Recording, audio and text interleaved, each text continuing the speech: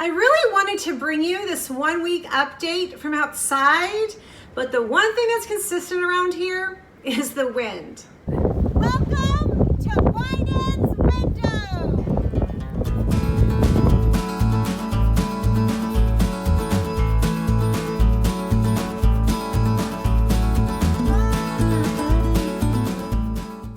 It's really hard to believe that we've actually been here for an entire week already. So much has happened.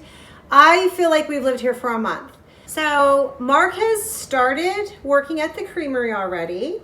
Of course, the boys are enrolled in school. We've met the farmer who owns the 80 acres around us, who actually greeted us with farm fresh eggs, 3 dozen. We've learned about all of our neighbors, and it's really interesting. We only have 4. You really can't see their homes.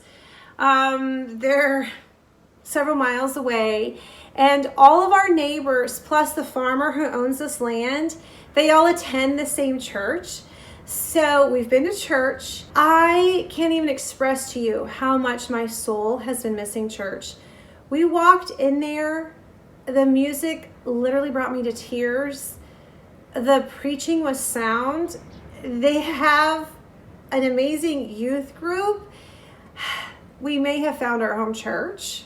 We've been into the city for Emily to have a job interview already, which, by the way, we have learned that if you're going through small towns and the lane suddenly ends, you can get a $135 ticket for improper lane change. Yeah, we learned that the hard way. We've got ourselves a dryer. So I've been able to catch up on about 10 loads of laundry. We inherited a barn cat, just kind of came with the property. She has delivered a litter of kittens up in the top rafter of the shop. So the farmer has given the boys permission to thin out the coyotes that run through here at night. They've also given the boys permission to thin out the wild pigs that come in are a nuisance to the crops. Josiah's done a ton of research on this area, and so the other day when all the kids went down to the creek, Josiah made sure he had his shotgun, and he's also thinning out the water moccasin population of this area. Mark has ran over a rattlesnake and killed it with the car. And I have heard from the football mom, Jason is really enjoying his horticultural class, and he's brought me 13 tomato plants for Mother's Day. All the girls are in love with Elijah and Micah. So I think we're officially home. So I don't really know if it's the farm fresh country air or what, but our meals have tasted so amazing here. The milk tastes better, carrots taste better, the meat is amazing. And I'm not buying from locals yet because I don't know any. I'm talking just ordinary, everyday, same-o grocery store purchases. But every time we sit down to a meal, everyone's like, oh my word, Mom, this is the best food you've ever made. Oh my word, Mom, this tastes amazing. I think it's just country living.